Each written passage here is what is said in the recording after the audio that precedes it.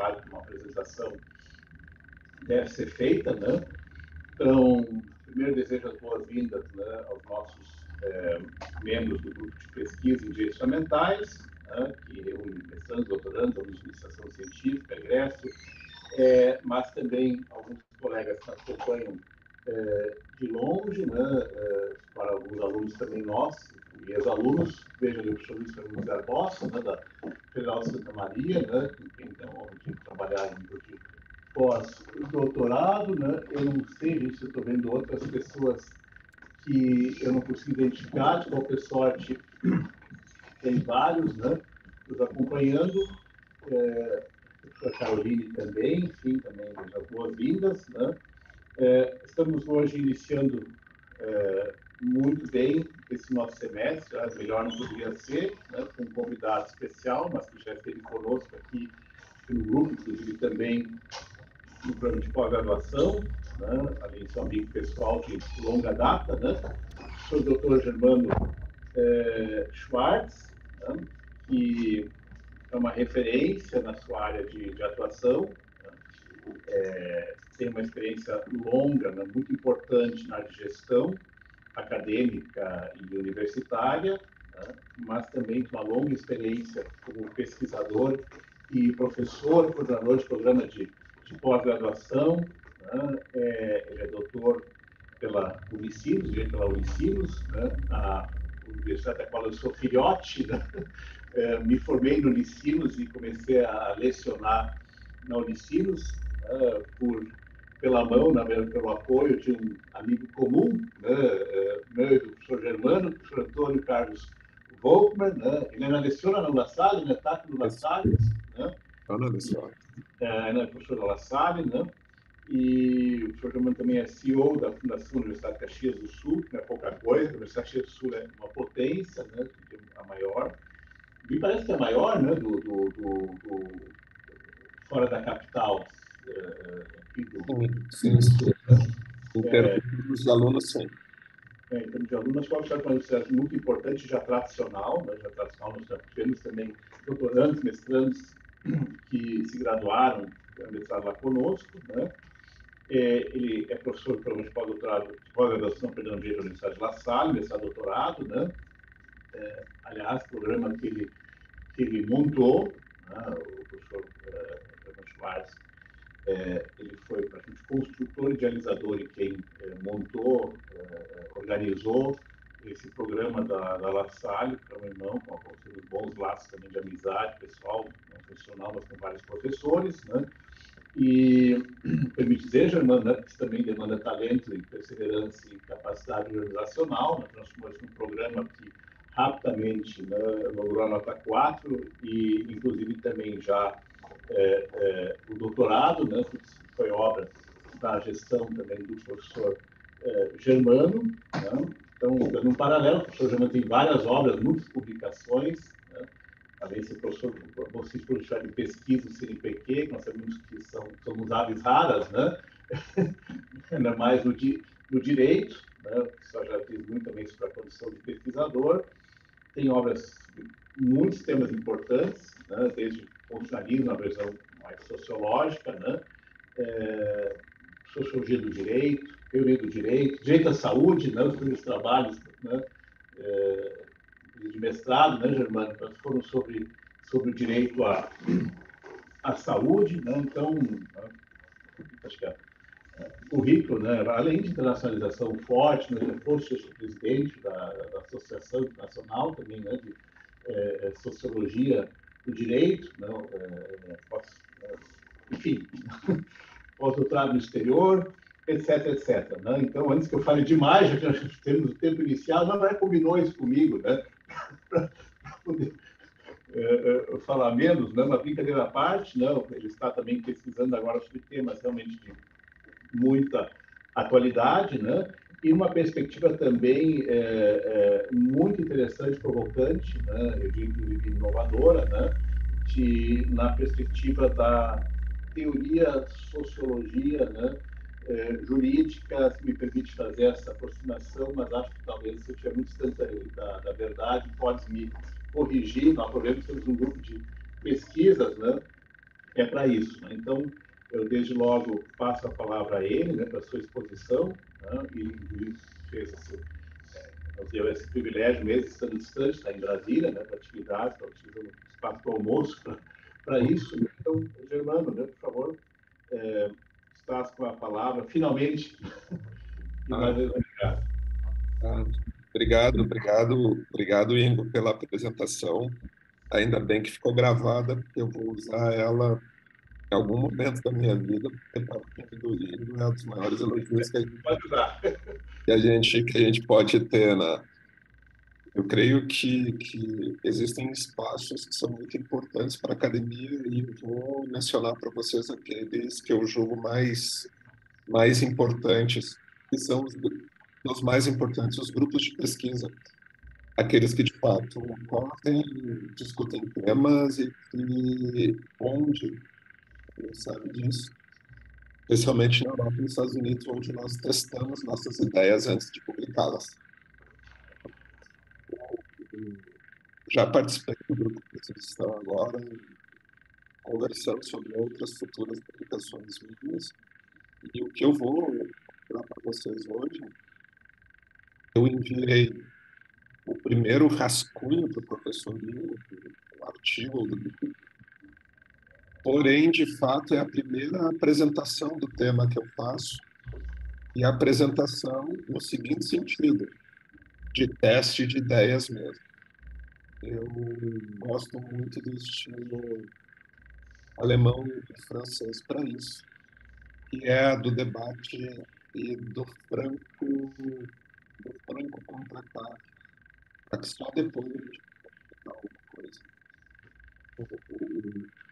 Entendam.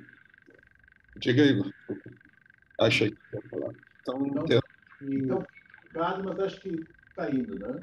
Oi, sim. Está indo bem, né? Tá indo bem. E, bom, o que eu vou falar com vocês talvez possa ser, eu não diria estranho, mas não tão usual, que é uma perspectiva da sociologia do direito sobre a utilização dos algoritmos na área jurídica. Mais especificamente, ao redor de um autor, para alguns, e hoje eu posso dizer menos, porque quando eu iniciei a estudá-lo, ele realmente era um autor maldito. Poucas pessoas realmente o estudavam e muitos o publicavam. É o Niklas Luhmann.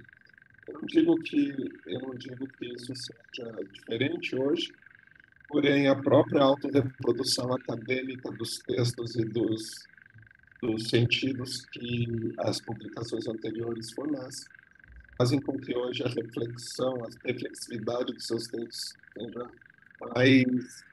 mais permeada na própria academia. Quer dizer, antes os sistêmicos já estavam numa mesa de 4, no que a gente janta numa mesa de 8. Assim, já houve alguma evolução nisso. Qual é o texto que eu vou trazer para vocês? Né? Qual é o título da ideia que eu vou mostrar para vocês? Se chama Expectativas Algo-Normativas. Essa é a ideia. Tá? Eu vou projetar daqui a pouco um slide para vocês em que eu vou depurar um pouco a questão. Vou pedir desculpas que o slide está em inglês, porque ele é a apresentação daqui 2 semanas lá na Universidade de Lund, na Suécia. Seria a primeira apresentação do tema, vocês estão vendo pela primeira vez, né? E ele foi todo pensado em inglês, mas como todos vocês dominam inglês e a gente pode... Mas eu queria convidar para uma reflexão primeiro, antes de partir para o... Eu vou dar por certo, eu não vou discutir, e todos nós somos influenciados por algoritmos na nossa vida. Isso é algo que a literatura vai deixar bastante claro, mas principalmente a cotidianidade de vocês demonstra isso. A capacidade de tomada de decisão de cada um de nós, em qualquer um dos aspectos da nossa vida, ela é altamente influenciada por algoritmos. Ok? Mas também vou mostrar para vocês, claro, de algoritmos não é algo novo, vocês bem sabem disso, inclusive é algo bastante antigo. Uns reputam aos gregos, outros aos fenícios. O fato é que algoritmos existem, sempre existiram. A questão é o porquê a nossa sociedade resolveu, em determinado momento, utilizar os algoritmos, e essa é uma expressão-chave para a nossa conversa, para reduzir complexidade. Por que que eu entro no carro e, mesmo sabendo as ruas de Porto Alegre, eu coloco o Waze para dirigir? O porquê que, mesmo eu sabendo determinada resposta enquanto o professor leciona, eu vou no meu computador e procuro um mecanismo de rotinização de procuras como o Google, um apoio para aquilo que eu já sabia. Por que que eu deixo que algumas atividades típicas dos humanos passem a ser atividades não mais típicas dos humanos? E como é que isso chega ao direito? E por que que chega ao direito? Então, não há como fugir da seguinte resposta para qualquer área do saber que vocês se debrucem, ou para qualquer área do direito em que vocês apliquem uma perspectiva, no caso do grupo aqui de direitos fundamentais, que é a seguinte: é a sociedade que exigiu, e a sua evolução, que exigiu a utilização mais assídua de algoritmos para que pudéssemos dar conta dessa torrente inimaginável de informações que enfrentamos todos os dias. Isso, pessoal, vale para quem aqui é somente pesquisador, e olho somente, porque para mim essa uma grande tarefa, mas aquele que está hoje com o seu tema de pesquisa bem delimitado, eles parte para a seguinte questão: onde procurar, de que maneira procurar, como filtrar, quais são os mecanismos, uso o ResearchGate, não uso o ResearchGate, vou para a academia, Edu, etc. Essas questões não existiam para mim quando eu fiz meu doutorado. Isso não era uma questão. A minha questão era pegar um avião e ir para a Europa procurar as melhores bibliografias, quando muito ter uma boa bibliotecária que me ajudasse em temas. Não era uma questão esse problema de vocês hoje. Assim como não era uma questão essa avalanche de processos judiciais e magistrados, advogados, promotores, delegados precisam lidar diariamente. Porque a própria técnica e a tecnologia, aí esse é um livro do Habermas, não é do Luhmann, tá? Ela vai fazer com que você multiplique as possibilidades de horizontes de sentido de cada um de vocês. Daqui a pouco, no computador de vocês, se alguém é advogado aqui, vai aparecer uma nova oportunidade de alguma ação coletiva automatizada e que bastaria para você criar uma ação de alta repetição, simplesmente trocar os nomes. Mecanismos como o JusFi, JusBrasil e outros são questões que não existiam para mim. Então, a evolução da sociedade, e esse é um tema que vocês vão ver frequentemente em Luhmann, a evolução da sociedade é basicamente evolução de uma complexidade.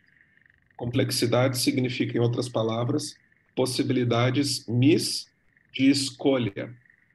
Ou seja, toda vez que eu precisar tomar uma decisão, eu tomo uma decisão com base em mais de uma alternativa. O mundo de hoje não apresenta somente duas alternativas.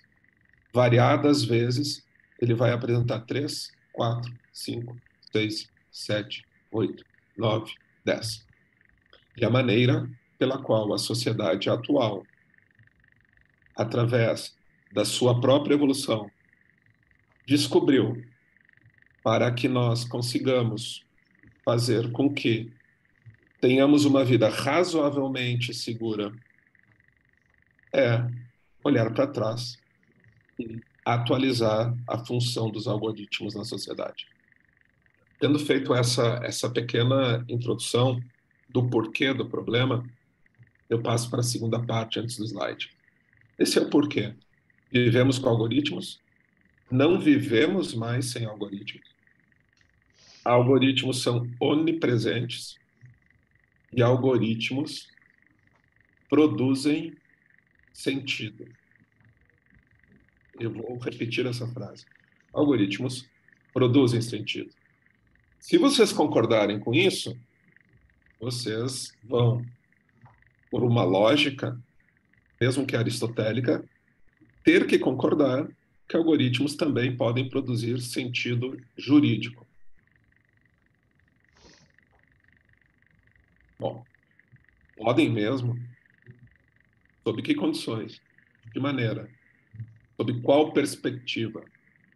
Até onde a ação humana é importante ou não num processo de machine learning em que os algoritmos são capazes de aprender por si próprios. Isso, em uma pequena digressão, vai colocar contra todos nós uma nova perspectiva e uma perspectiva para a qual todos aqueles que atuam na área do direito coloquem em dúvida muitos dos pressupostos sobre os quais nós fomos formados, criamos costumes e nos acostumamos a observar certos fenômenos. Terceiro ponto antes do slide, a minha fala é de um sociólogo do direito. Significa dizer que eu também tenho dado como certo que a evolução da sociedade é o que proporciona as mudanças do direito. Não o contrário. Tá? É claro, desde os fundadores da sociologia, Marx, Weber, né, vocês vão ver essa condição. Mas quando falamos de sociologia do direito, nós estamos falando também da aplicação de um método das ciências sociais do direito ao fenômeno jurídico. Eu vou, então, agora, com os pressupostos dados, tentar compartilhar a tela. Vocês, por favor, me digam se ela está visível para vocês. Ótimo, bem visível. Tá, eu só vou botar ela mais em tela cheia, tá bem? E o título, então, como eu disse para vocês, é o de expectativas algo-normativas. É um projeto financiado pelo CNPq por meio, é o meu projeto de produtividade de pesquisa, sediado na Universidade La Salle, onde eu sou professor do PPGD mencionado pelo professor Ingo. Bem? Bom, vou passar para o próximo aqui. Então, aqui, um pouco do que eu estava dizendo para vocês, tá? Um algoritmo não deixa de ser uma relação what if then. O que significa isso, né? Significa, numa linguagem de máquina antiga de computadores, que se algo acontecer, se, what if, né? Then, então, a resposta será tal. Ele não deixa de ser, portanto, um conjunto, um set de instruções que são finitas. Os algoritmos têm uma finitude. Isso na concepção inicial dos algoritmos. Quando nós agregamos aos algoritmos a capacidade de aprendizado, esta finitude do conjunto de instruções para os quais os algoritmos foram criados é colocada em dúvida, né? Quando a gente faz esse tipo de raciocínio, vocês imaginem como se distribuía um processo antigamente, antes do advento de algoritmos. também aquela ordem de sorteio, etc. e tal, não deixava de ser um algoritmo, pessoal. O algoritmo, por definição, é um set de instruções finitas para determinado fim. É isso. Isso é um algoritmo. Então, não tem nenhuma novidade em falarmos em algoritmos, tá bem?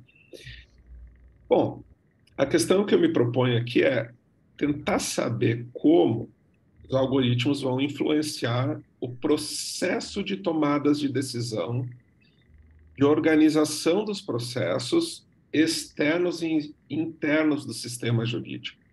Tá? Aqui embaixo vocês estão vendo alguns exemplos de como isso ocorre, mas eu quero fazer uma diferença básica na teoria dos sistemas para a gente conversar estar na mesma página. Primeiro, influência. Leia-se capacidade de comunicar-se.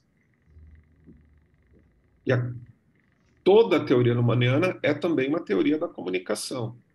É uma teoria da comunicação, é uma teoria da evolução, é uma teoria da lógica matemática e é uma teoria biológica. São as 4 grandes teorias dentro de Luhmann. O exemplo de influência de algoritmos no direito também precisa ser separado do que o Luhmann entende por direito. Tá?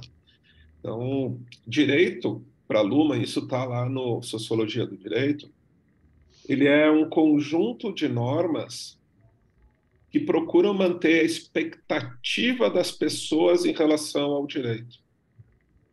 Expectativa. Então, a função do direito não é um what if do Kelsen e nem um what if then do Hart. A função básica do direito é a manutenção das expectativas normativas. Bom, Germano, o que significa isso? Há vários exemplos que eu posso dar para vocês, mas talvez aquele que seja mais interessante seja ligado até ao nosso tema aqui. Façamos o seguinte raciocínio. Como eu mantenho uma expectativa normativa frente a um processo que possa ter tido uma pena calculada por uma inteligência artificial? Ou, de outro lado, como um magistrado pode observar uma petição inicial feita pelo ChatGPT? Bom, essa é a grande questão de uma expectativa algo normativa. Vou repetir, o direito é, para Luhmann, a manutenção das expectativas normativas e todos os mecanismos que isso traz consigo. Em um livro, Legitimação pelo Procedimento, muito mal lido no Brasil, o Luhmann vai dar o exemplo mais simples que vocês possam ter. Tá? Vocês pensem que quando nós fazemos uma inicial, nós estamos o tempo inteiro, orientando a expectativa de um terceiro que nem entrou dentro do processo ainda. Claro, temos limites, temos uma estrutura para isso. Os limites dados pela própria estrutura jurídica. Eu não posso fazer uma petição inicial sem qualificar, com as exceções de praxe, tipo habeas corpus, existe estrutura e existem limites do que eu posso fazer dentro do direito. Mas quando eu faço a petição inicial, e vejam a tentativa de controlar a expectativa normativa de outrem, eu certamente vou fazer referência à lei, que é um mecanismo de orientação do passado para controle do futuro, uma vez que quando eu faço uma lei, eu espero que as pessoas não a violem mais, e na hipótese de violação, na linha keuseniana, eu reforço o direito pela coação, na hipótese luhmanniana, a sanção só serve para que as pessoas voltem a ter as mesmas expectativas com relação à lei.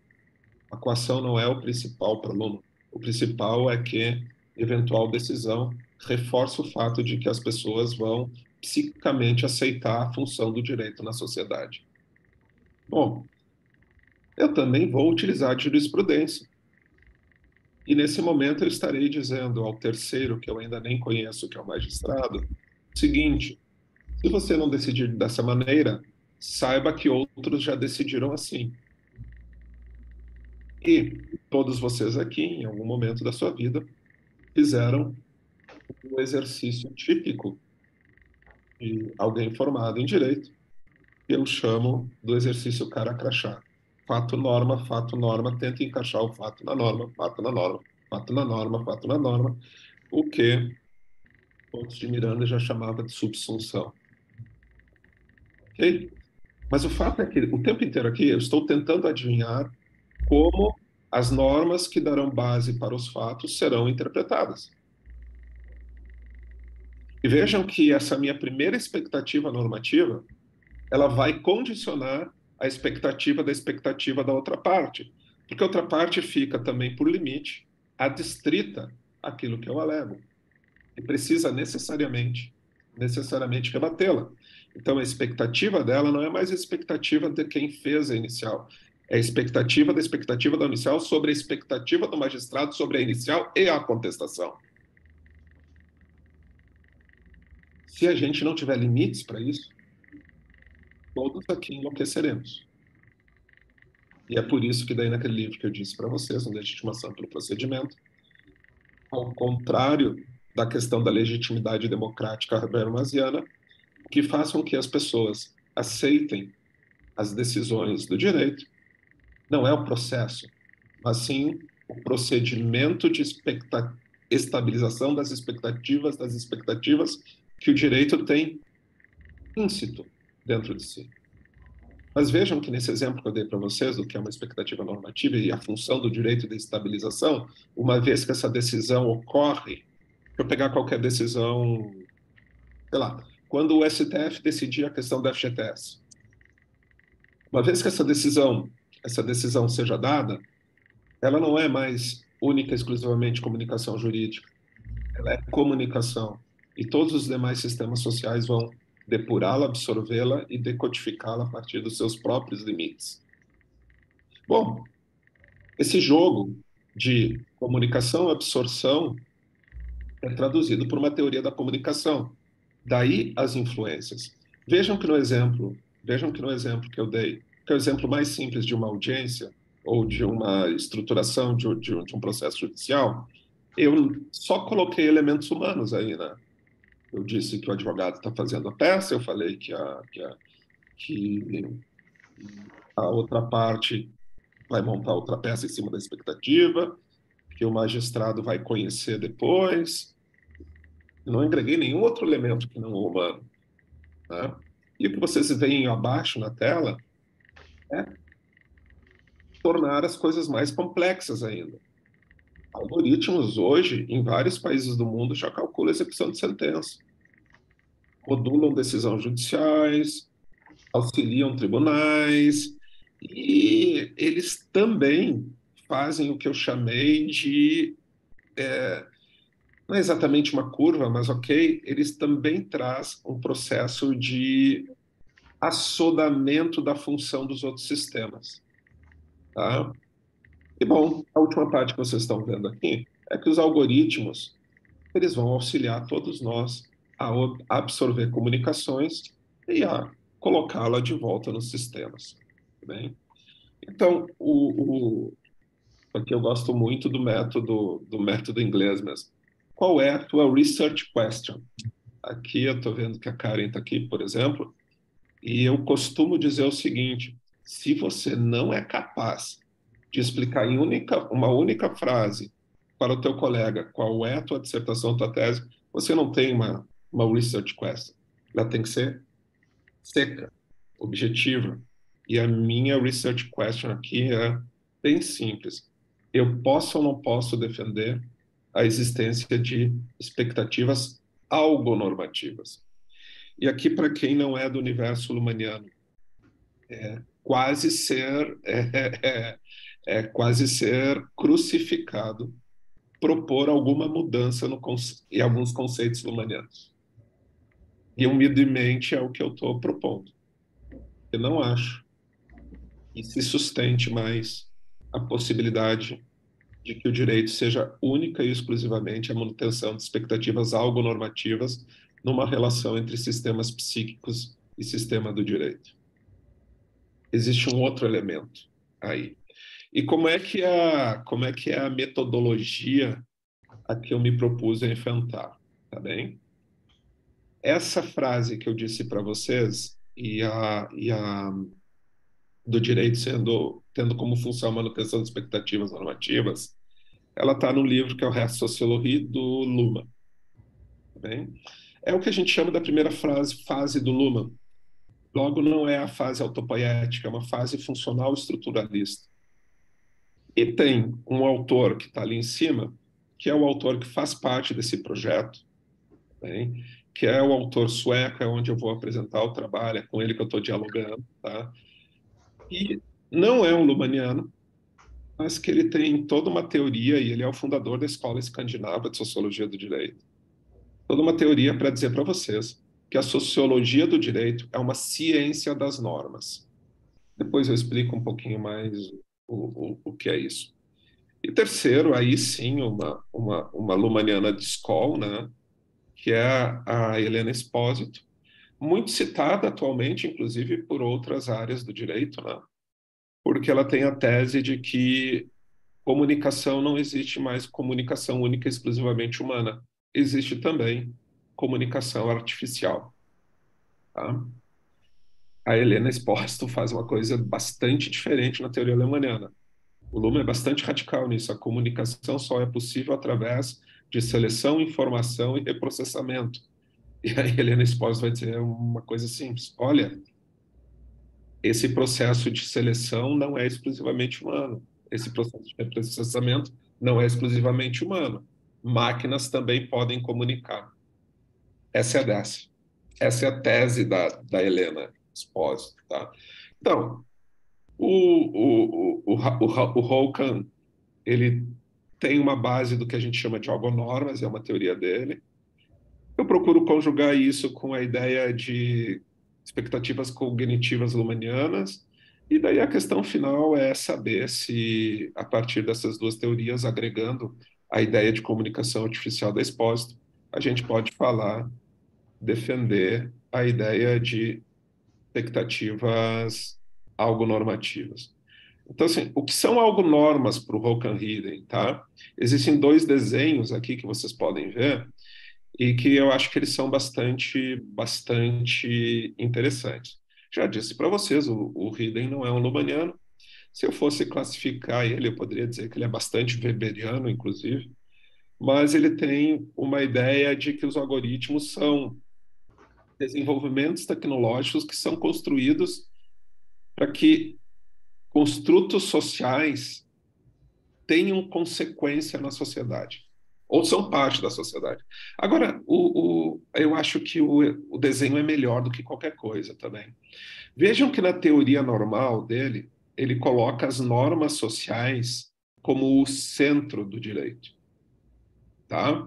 E vai fazer com que a vontade, ou seja, a ação humana, se traduza em valor, a cognição em saber e as condições sistêmicas em possibilidades.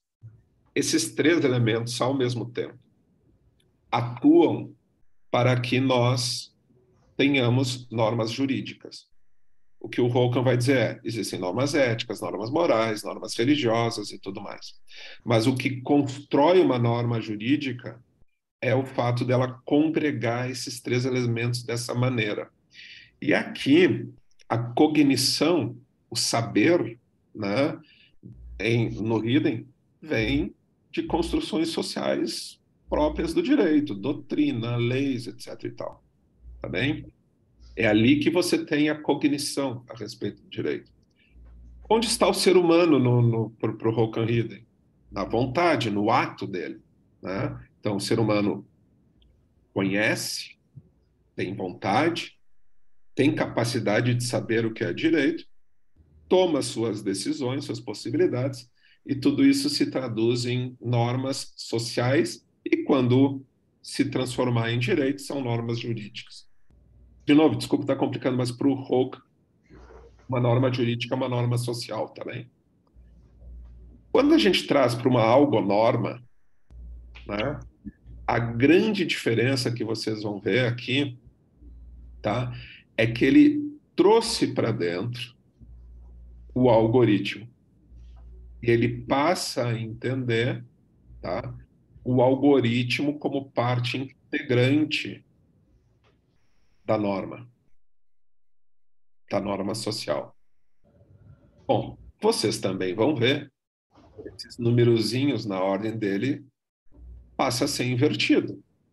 Quando estamos falando de uma norma social e jurídica, primeiro o valor, o processo, a pessoa, ela age em acordo ou desacordo com o direito, as condições do sistema para processamento ou não, norma jurídica. Aqui o processo não começa pelo ato humano, ele começa pela cognição. E diz o Roca, os algoritmos exponenciaram nossa capacidade cognitiva. Não preciso dar exemplos com seus filhos, com seus irmãos, enfim, vocês sabem que isso é verdade. Para depois irmos para as condições sistêmicas e só depois verificar a vontade humana. Em outras palavras, o que o Hogan está dizendo aqui é a centralidade da sociedade atual em termos de normas não está mais na vontade humana, mas sim na cognição. E aqui estão os algoritmos. Tá bem? Bom, o que é uma expectativa cognitiva, o que é uma expectativa normativa, eu vou tentar explicar rapidamente, mas eu retomo de alguma maneira. Vamos lá. Eu vou me centrar porque expectativa cognitiva é a nossa capacidade de aprendizado, mas aprendizado na teoria dos sistemas é a relação entre um sistema fechado e cognitivamente aberto. Germano não disse nada. Significa que eu posso ficar parado e não aprender, entendeu? Eu, Germano, vocês também. Eu preciso estar aberto para isso. De qualquer maneira, vamos lá. Uma expectativa normativa, ela tem capacidade de assimilação? Sim, sim, porque o direito tem a capacidade de se transformar e se refundar diariamente, ou seja, por meio de todas as comunicações que ele recebe, o direito assimila as influências externas. Eu vou repetir, o direito assimila as influências externas. Bom, mas ele não aprende, Germano. Mas o aprendizado do direito é aprender não aprendendo. Ou seja, ele assimila pelo meio do desapontamento. Eu preciso da violação das normas existentes para que o direito aprenda. Senão o direito não aprenderá, tá bem? E a sua função vai ser, como eu já disse, estabilizar as expectativas. E ele vai se adaptar à realidade? Sim, vocês têm 10 mil exemplos nas teses e dissertações de vocês de como o direito ele acaba se adaptando à realidade. Eu coloquei procedimentos, não confundam com processos judiciais. Eu estou falando que o direito tem suas próprias construções para aprender com o externo. Ele não aprende com a queda do dólar como a economia aprende. A economia aprende de outra maneira. Ele não aprende como o sistema saúde aprende com base na saúde e doença. Ele aprende pela unidade da diferença daquilo que é o direito e que não é o direito. Mas ele aprende. Ele aprende. O direito aprende, pessoal. E, portanto, a diferença entre desapontamento e agir de acordo com o direito, a gente chama de expectativa normativa. Essa é a parte lumaniana da história. O que traz então a Helena Espósito? Olha só, pessoal. Vou voltar aqui. Quando o Luhmann diz que máquinas não comunicam, e Luhmann fala isso, eu tenho uma novidade para vocês. A tecnologia é capaz de demonstrar que máquinas são capazes de se comunicar, de se autorreduplicar e de criar comunicação por meio de comunicação. Alguém há de dizer, mas a primeira comunicação é humana. Não, não, sim, não, sim, não.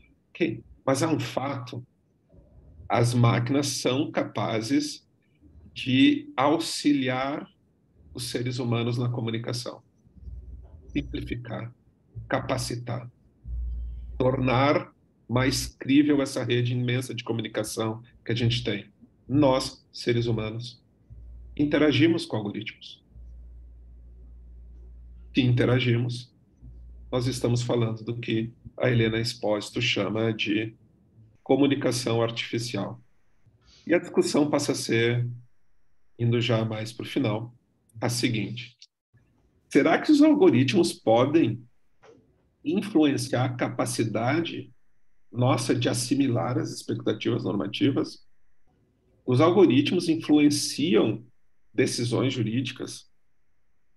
Os algoritmos vão influenciar o processo de estar de acordo ou não estar de acordo com o direito? E, por fim, será que os algoritmos vão mudar o que o Alphonse Bora chama de futurização do direito? Bom, o que eu defendo, né? Quando eu utilizo essas três teorias, eu não tenho como dizer algo contrário de que os algoritmos já são utilizados hoje nos processos internos do direito, na operatividade interna do direito. Bom, se isso é verdade, se os algoritmos são usados no processamento interno do direito, é consequência natural que quando sua comunicação superar o direito, ele vai influenciar outros sistemas, né? E aí, portanto, a comunicação com o meio ambiente, que é o que a gente chama, né? E vai ser diversa e vai depender de tudo isso. E entendam algo assim, hoje mesmo tem algoritmos calculando quanto deve ser o valor da passagem aérea a partir de determinadas condições. E isso vai sair direto no Skyscanner de vocês. Na hora. Eu fiz um teste, porque eu não acreditava em que o Inter ia passar pelo River. Eu saí do estádio, eu fui ver a passagem para La Paz. Já tinha subido. Isso não é um ato humano. São pré-condições para fazer isso. E o direito também opera assim. Então, qual é o conceito que eu tenho defendido e sobre o qual a gente tem na La Salle trabalhado e desenvolvido com mestrandos e doutorandos, tá bem? E essa é a parte final mesmo, é a minha última fala, né? As expectativas algo normativas, elas carregam o significado da dupla contingência e originam o que a gente chama de uma comunicação virtual. Essa comunicação virtual é baseada em algoritmos e elas ocorrem entre um colaborador que não é humano e a nossa psique. E é por isso que elas influenciam o modo pela qual nós e os algoritmos, tá, observam as expectativas com relação ao sistema jurídico e como nós aceitamos as decisões de caráter jurídico em um determinado contexto social. Isso é muito importante. Nós aceitamos em determinado contexto social, em outros a gente não aceita. Então não há dúvida, ao menos para mim, eu posso citar alguns trabalhos que nós estamos fazendo agora, a própria Karen que está aqui, defendendo que a internet é um sistema e que a partir daí o direito também possui correlações. Também a ideia de que quando os algoritmos atuam sobre a psique de alguém, o direito não é mais única e exclusivamente normativo, ele também tem um componente psíquico e ele tem um componente robótico. Em tese, e aí vou deixar só meus contatos para vocês, essa é a ideia. E é, professor Ingo, uma ideia puramente conceitual. Como eu disse, o objetivo é bastante limitado. qual é o objetivo? Mudar um conceito da teoria riemanniana. De outro lado, por isso mesmo, ele é muito amplo e abre uma fronteira bastante grande para quem quiser ir pelo terreno das expectativas homonormativas. Professorinho. Uma salva de palmas. Bom, professor Germano, obrigadíssimo, né? Você teve uma palestra, como sempre, instigante, também, evidentemente, claro, esse pressuposto, né? Esse contexto que caracteriza também os escritos, né? Dos últimos tempos muito claramente, né? Eu vou ser um pouco pragmático em algumas observações e perguntas, na verdade, né? Também são até perguntas de esclarecimento, né? De clarificação, talvez, melhor de um outro ponto, né? Se eu entendi bem, né? Se eu entendi bem, aí, repito, é uma pergunta, esclarecimento, né?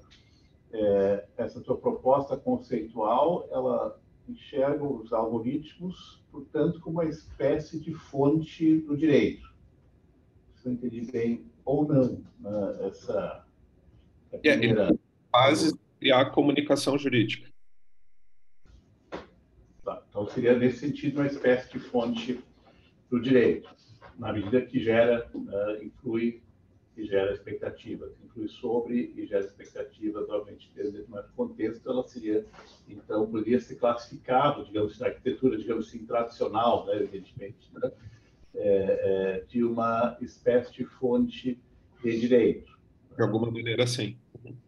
Claro, grosso modo, nesse evidentemente, na sua dimensão normativa, enfim, claro, de influenciar, em termos gerais, expectativas, nesse sentido, ela se encaixa, grosso modo, nessa concepção. Essa primeira pergunta, se isso pode ser lido também assim, nessa linha, ou se está completamente equivocada essa minha dúvida. Pode dizer, se tu entendes que não é isso que estava dizendo, claro, né? É uma pergunta Claro. de clarificação. É tudo do ponto de vista de observação. Em Luhmann, a comunicação é o que possibilita sistemas aprenderem, tá? Então, se você pensa que a fonte do direito dentro de determinado paradigma é o que possibilita o aprendizado interno, isto é aceitável. E quando eu digo que os algoritmos são capazes de influenciar a comunicação jurídica, né, eu estou aceitando também que são capazes de fazer toda e qualquer operação jurídica. Então, ele é um elemento integrante, vamos lá, do direito lato sensu. E, claro, você está sendo fiel aqui ao teu pressuposto, evidentemente, a concepção de base sobre o próprio direito, é claro, né? O conceito de direito é a função do direito, né? Então, uma primeira colocação, assim, que é mais de informação adicional, né, sobre toda a tua fala. Então, uma outra questão, que na verdade eu fiz um salto, aquele salto que pode, aparentemente, não tem nada a ver, né, mas eu fiz um salto, ao longo da palestra, também que tem a ver com expectativas, tem a ver com modulação até mesmo de expectativas, de compreensões. É claro que já por si só, a teoria gadameriana tem, evidentemente, muitos pontos discutidos e discutíveis, né? Ela é muito aceita em diversos contextos, mas também, obviamente, é criticada, né, em diversos pontos, inclusive nesse, né?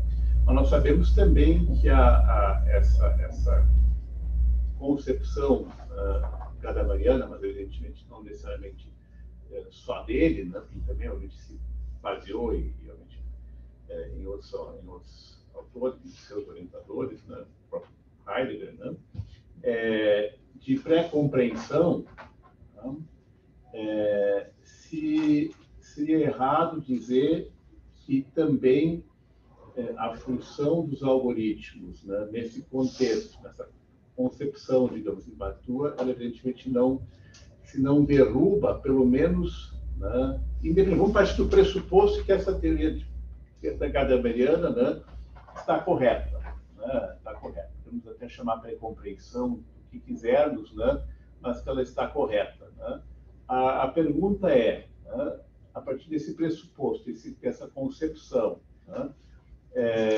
Que tu apresentaste, expectativas algo normativas, né? Me parece também que isso, se não derruba, pelo menos, né, afeta, irrita, né, muito fortemente, né, essa ideia, essa concepção da pré-compreensão gramsciana, né, evidentemente a sua importância no próprio processo de interpretação, criação do direito, né, e também, de certa forma, na produção do direito, especialmente do direito jurisprudencial, não só, mas do direito jurisprudencial, né, e parece que ela também fica, né, não só por essa razão, tem outras razões para discutir, mas particularmente, né, nesse contexto, a partir dessa concepção, me parece que ela fica, no mínimo, né, também condicionada ou afetada, né, por isso. E aí eu estou dando um salto, não é objeto da tua palestra, né, mas de qualquer sorte, eu vi aí pelo menos um canal de comunicação de uma coisa, evidentemente, afetando outra, né, ou no mínimo exigindo, né, mesmo para quem adota essa concepção, no mínimo, uma recontextualização dela, né, de adequação. Não sei se eu poderia estar num caminho aí interessante de discussão. Acho que a base de tudo é os algoritmos. Eu estou usando aliás, eu não defini bem antes, né? Algoritmos que aprendem, né? Que usam IA e tem machine learning. Senão, também não faz sentido. Eu esqueci de isso, tá? Claro. Mas nós temos, e de novo, o ponto base da minha fala é a partir das mudanças sociais, né? Mas tem algo novo que nem Heidegger nem Gadamer viveram, né? Que era nem Luhmann viveu, né? Que é essa virtualização do ser humano. Alguns autores de ficção científica muito desenvolvem esses temas. Agora, a composição, eu não diria tanto do Gadamer quanto do Heidegger, primeiro que, imagina, o Heidegger é um monumento da filosofia alemã do século passado, né? A gente não está falando de alguém que escreveu 2 artigos na vida, né? O Gadamer é seu grande pupilo, mas a questão fenomenológica ou ontológica deles é muito diferente do Luhmann, né? Mas imagino que se eles fossem vivos hoje, eles tivessem que revisitar alguns conceitos deles, tá? Vamos pegar 2 temas que são caros tanto ao Luhmann quanto ao Heidegger e ao Gadamer, que é o sentido, né? O sentido é uma questão básica para ambos, né? Enquanto o sentido é naquela expressão da floresta hegeliana, né? Uma capacidade de você absorver ou não absorver algo, formando aquilo que é teu horizonte de sentido por meio de preconceitos ou não, né? ela, ela hoje precisaria ser pensada também no campo virtual. Isso é um mito. Eu não tenho resposta para isso. Sentido em Luhmann, de outra maneira, sentido é uma questão básica também para o Luhmann, tá? O sentido em Luhmann, ele se origina de uma capacidade de entrecruzamento de comunicações e de redução dessas complexidades. Por exemplo, aqui nós temos uma capacidade que é permeada pela língua portuguesa. A gente não consegue nos comunicar tudo o que a gente quer porque nós temos uma estrutura, que é a língua, que não traduz tudo aquilo que a gente é capaz de comunicar. Então, o direito também tem essa função. O direito também tem essa função. Então, produção de sentido, em Luhmann, é um intercâmbio entre comunicações exteriores com comunicações interiores. Bom, se eu tenho um algoritmo influenciando nisso, Ingo, eu tenho mais um complicador, né? O que, o que para mim é bastante claro E aí, sim, polemizando um pouco, porque nisso eu estou com o Luhmann, sempre tive com ele, sempre achei correta essa afirmação. É o que vai ser um grande escândalo para todos vocês que eu me poupei de dizer, tá? Qual é a grande diferença do Luhmann para os sociólogos e para os próprios filósofos? É que o Luhmann desloca o homem, o ser humano, da centralidade da observação do direito. O ser humano não é o centro. Enquanto para Gadamer e Heidegger, você não tem como escapar que isso seja o centro, né? Mas isso eu deixaria para os colegas ficarem só com o ouvido doendo agora com essa afirmação, mas tem base para dizer isso depois. Tá? E é por isso, Ingo, que eu acho que o Luhmann se adapta à questão dos algoritmos hoje em dia, que ele nunca posicionou o ser humano como centro, e sim a comunicação. Assim, esse é um pouco disso. Joia. Gente, não sei, embora a gente já tenha um pouquinho das 13 horas, né, é um tema de fato complexo, né, e não é a nossa linha de pesquisa, né, o Germano sabe disso, mas é por isso também que a gente precisa receber, né, pessoas como o Germano e outros que nos trazem também, evidentemente, outras provocações, né, que não são do nosso dia a dia, mas na verdade tem a ver com o nosso dia a dia, evidentemente, né, como o próprio Germano já deixou bem claro no início, né, e até porque nós não temos mais como escapar. Isso hoje já não é mais liberdade, destino, né? Não temos mais hoje como escapar, evidente, dessa realidade, né? Não só algoritmos, como algo normativa. Né? Porque também existem outras concepções que dialogam aqui com uma concepção sociológica, por exemplo, o próprio Hoffman Riemann, que livro Teoria de Direito Digital, né? Embora não seja um Luhmanniano estrito, ele fala em algoritmos como narrativas, como discursos, né? Como discursos, né? Aí a ponto de contato, né? Quer dizer, ele também fala ali na questão da produção de normas sociais e normas jurídicas, né? Uma diferenciação entre isso, ou seja, outras concepções que, talvez não são idênticas, mas que, né, partem de premissas, pelo menos, né, que podem ser situadas no mesmo contexto, mais amplo que seja, né? E, de fato, isso, evidentemente, com a inteligência generativa, né, só tende a se hipertrofiar, a se ampliar em uma escala que não é nem geométrica, né? Ela é... Desculpa te interromper, mas é que agora me surgiu algo. Como eu disse, é a primeira vez que eu apresento, eu estou anotando todas as perguntas, enfim, né? Mas se tu me fizesse aquela pergunta se o algoritmo pode ser fonte de livro, e aí, para ser justo agora, te ouvindo falar agora, eu parei para pensar o seguinte: não tem posição, é food for thought.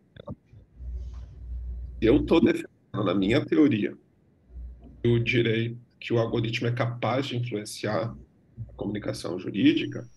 O equivalente na dogmática é dizer que ele é fonte. Não estava errado, não. Sim, é só uma outra questão de como você coloca os pressupostos. Mas, a partir desse pressuposto, o que eu estou dizendo é a mesma coisa. Não, é nesse sentido, que não é óbvio que isso é outro pressuposto, eu coloquei bem na arquitetura tradicional, né, digamos assim, de definição de fontes de direito, né? Isso. Ele teria a mesma função, ou seja, ele seria capaz de influenciar o direito. E, na verdade, cada vez mais, né? Porque ele influencia não só, obviamente, o direito na sua aplicação concreta diuturna, né? Que evidentemente é o mais direta, onde mais diretamente influencia ou imediatamente influencia, né? Mas a gente tem a própria produção do direito das outras fontes, né? Legislativa, né? E assim por diante, né? Doutrinária, né? Enfim, dizer, na verdade, me parece que justamente o fenômeno aqui ele acaba sendo transversal, né? Porque ele acaba também reproduzindo sobre todas as fontes tradicionais, né? de direito de produção normativa, né? Daí da onipresença e da transversalidade, evidentemente, né? Nesses múltiplos níveis, eu diria, né? Isso acaba, evidentemente, né? Tanto que a produção de leis, né? Já existe isso, inclusive, né? Vamos jogar, quem sabe, uma inteligência generativa é capaz de fazer uma lei melhor que o Congresso, né? Por exemplo, né? Evidentemente, utilização da inteligência generativa para produção de leis, balizar até mesmo uma lei. É uma inteligência de prompts. O ChatGPT é uma inteligência de prompts. Você pode dizer e instruir bem para que um técnico legislativo tenha menos trabalho no final. Na verdade, acaba por tabela, né, tendo essa capitalização de fato transversal, né? E daqui a pouco podemos correr o risco de que, na verdade, o algoritmo, né, e evidentemente ele acaba sendo a fonte das fontes, né? Se nós seguirmos, estou exagerando um pouco, mas né, podemos daqui a pouco até seguir nessa linha. Eu estou apenas colocando que realmente são mais perguntas que eu fiz, né? Congelou, não, acho que agora, né? Para de um modo, né, se puderes colocar mais coisas, né? Mas, enfim, eu realmente achei muito interessante, né? Eu tinha lido o texto, mas evidentemente é um texto complexo, né? A busca reduzir complexidade, mas na verdade é um texto complexo, né? Evidentemente também, ainda mais para quem não trabalha, digamos assim, com essas premissas, né? Com essa doutrina de base, com esse marco teórico, tudo evidente que torna mais difícil, né? E acho que toda a exposição também e a valorização, ele de fato deixou isso muito claro, né? A gente abriu também mais perguntas, né? Então, não sei, gente, se alguém que nos acompanha, então, assim, tem um grupo que nos acompanha, inclusive, pelo dia que estamos orientando do professor Germano, né? Temos aqui acho que umas 17 pessoas que nos acompanham também, além das que estão aqui presentes, né? Então, aqui temos uma... tudo bem? Também está assistindo aqui. Bom, boa tarde, professor Germano. Martina falando. Professor, eu estava vendo a sua palestra e eu fiquei um pouco intrigada, e se tiver tempo e se o senhor puder desenvolver um pouquinho mais, quando o senhor falou a questão de que as máquinas são capazes de comunicar, de criar comunicação por meio da comunicação, como uma pergunta. A primeira comunicação não será necessariamente humana, que o senhor trouxe como uma resposta quando se traz a questão de que sempre vai ter uma ação humana inicial. Então, se o senhor puder desenvolver um pouquinho mais esse raciocínio. E aí, também um desdobramento disso, no final, o senhor comentou sobre ser uma relação entre o não humano e a psique humana. Eu imagino que o senhor traz a questão da psique em razão da comunicação, né? Daí, se o senhor puder desenvolver um pouquinho mais esses pontos. Tá bem? Tudo bem. Bom, vamos começar pelo último, né? Comunicação entre o ser humano e o algoritmo, tá?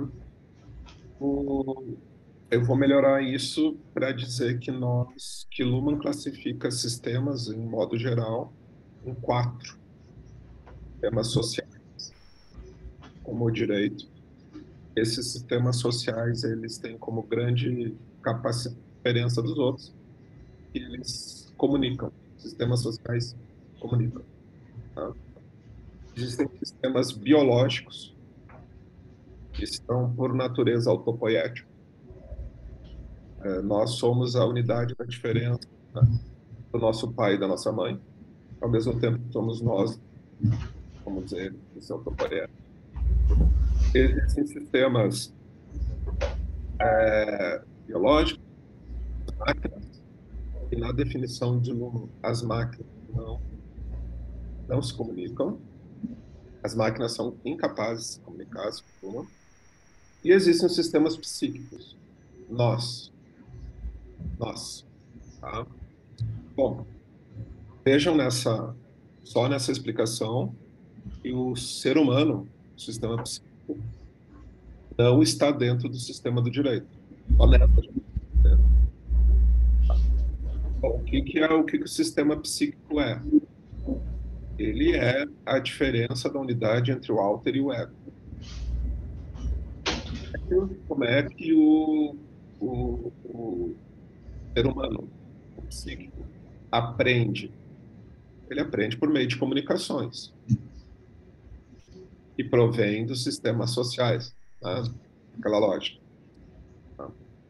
Cada um de nós somos capazes, dentro dos nossos limites, da nossa operatividade, das nossas fronteiras, de dar sentido às comunicações que recebemos. É muito diferente do ideal iluminista, porque o Luhmann vai colocar como ser humano psíquico fora da sociedade. Bom, como ele se relaciona com a sociedade, então? Uma relação de interdependência. A sociedade é capaz de se comunicar por si mesma. Ela é pura comunicação. E ela diferencia a comunicação por si mesma no sistema que ela possui. E o ser humano absorve e dá o sentido que ele quiser para cada um delas. Puxa, mas vai ficar complicado, né? No direito, cada um dá o sentido que ele quiser para uma lei, né? Para uma... Imagina. Ok? Mas lembrem-se da história da manutenção das expectativas normativas. Claro? De comunicação e o direito tenderá a manter as expectativas que temos a respeito daquilo, e por isso vivemos em sociedade. Não tem nada a ver com o estado da natureza, não tem nada a ver com Hobbes, nada. É absolutamente radical. Então, onde entra o algoritmo, então? Ali, quando eu disse que máquinas não comunicam, né? Essa é a teoria lumaniana. Eu estou dizendo que elas comunicam. E aí eu preciso dar para vocês o conceito que é a comunicação em Luhmann. Toda uma teoria da comunicação. Mas comunicação é um trilema. Emissor, receptor, sentido. Tá? É um pouquinho diferente, já que o perguntou, do que a comunicação em Heidegger e Gadamer, né? Ela tem a ver com a tua capacidade de horizonte de sentido. Aqui é uma capacidade sistêmica de tu ter emissor, receptor e sentido. Então, onde é que o algoritmo atua aí? Tá? O algoritmo não é o receptor, ele é o emissor. E por ser o emissor, o receptor passa a ser um sistema psíquico. E logo, por conseguinte, o sentido é influenciado pelo algoritmo. Tá? Lumanizei bastante a resposta, mas é por aí, tá, Martina? E a primeira pergunta eu não lembro, para ser bem sincero. Não, era mais ou menos o mesmo sentido, porque o senhor colocou aqui como uma pergunta que normalmente vem é que o inicial sempre é humano. A primeira comunicação será necessariamente humana. E aí o senhor falou que não, e aí só desenvolveu um pouco talvez nesse ponto. Hoje nós vamos ver que existem outros locais de produção de comunicação.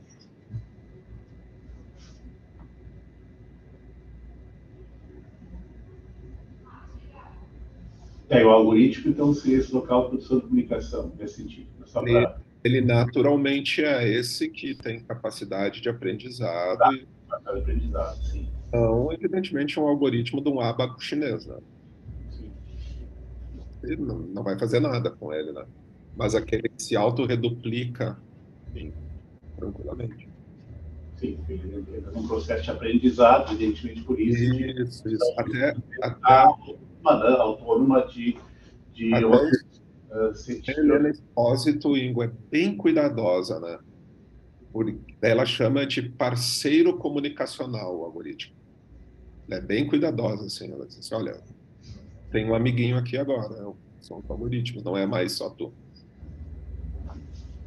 Amiguinho ou inimigo, né? Quer dizer, aí vai depender, mas de qualquer forma, de processo mesmo, né? É, isso aí mesmo. Porque ser um amigo na teoria lumaniana, tu só consegue saber, tu não sabe produzir o sentido do amigo, exceto pelo que é o inimigo. Assim, só a brincadeira, assim como eu sei que é ser bom colorado, porque eu sei o que é ser gremista. Isso. A produção de sentido é pelo polo oposto no Luhmann. E pelo que me lembro, tu és gremista, né? Não, tu és colorado. Eu convidei um colorado para dar a fala de inaugural do grupo de pesquisa. Não, isso só foi possível porque eles ganharam dos argentinos, né? É o único momento em que o gremista pode tolerar uma vitória, né, do Inter é quando ele derrota um time argentino, né? Conhecendo a gente toma 5-0 lá em La Paz, fica tranquilo. Exato. Mas, gente, né, chegamos realmente, estamos já 1h20, né, 3h20. Nós também tivemos não só uma belíssima exposição inicial, provocativa, mas também perguntas, né, novos esclarecimentos. Só tenho a agradecer mais uma vez ao professor Germano, né, pela disponibilidade de estar conosco, né, de iniciar esse semestre, né, com essas questões realmente tão instigantes, né, que todos nós, de algum modo, temos já trabalhado, né, em diversas pesquisas. Professor? Oi, desculpe. Eu tenho uma pergunta. Ah, tá, perdão. Não sei se dá ainda tempo para fazer. Rapidinho, porque eu também tenho compromisso. Professor Germano, tendo em vista, né, a teoria utilizada para falar sobre as expectativas algo normativas, e também tendo em vista o trabalho que eu tento desenvolver na La Salle, no doutorado, daria para a gente falar, então, que a comunicação artificial produzida, né, pelos algoritmos, ela produz sentido de forma a reduzir a complexidade, mas aumentando a complexidade justamente por essa produção de sentido? Bom, aí Karen, tem um outro conceito iluminando, que é a forma, né? Todo sentido precisa de forma, né? Tá? Essa forma no direito é dada pela programação. A programação é a lei, jurisprudência, etc. e tal, né? Então, a partir do que tu entende por forma, se tu entende como eu acabei de explicar, sim, a resposta é sim. Obrigada, professor. Obrigado, Karen. Que sorte. E também uma pergunta interessante, porque também remete a algumas questões que ficarem abertas. Bom, gente, então, né, obrigado, Germano, mais uma vez, não só pelo tempo, mas também pela paciência, né, estar conosco, né, também meio aos teus compromissos, que não são poucos, né, também tua capacidade de manter, apesar desses compromissos todos, né, não extremamente acadêmicos, científicos que tu tens, né, nos últimos anos, uma produção científica fecunda, né, manter o pé firme, digamos assim, né, também na produção científica, né, importante. Novamente agradecer aos nossos integrantes do grupo, né, que se fazem presente aqui pessoalmente e à distância, né, pelo Zoom, né, pela participação. Germano, sempre és bem-vindo, né, pessoal e academicamente. Né, obrigado mais uma vez. Né, e, bom, já não falaste na Suécia, né? Então parece que esse feedback, né? Estou preparado. Terás que ter, né? Vai dialogar com o algoritmo fonte, né? Com o código fonte, né? De uma das teorias de base, né? Bom, então, gente, obrigadão, né? Obrigado, pessoal. Obrigado, hein? Tchau, tchau. Obrigado. Até mais ver. Tchau. Obrigado.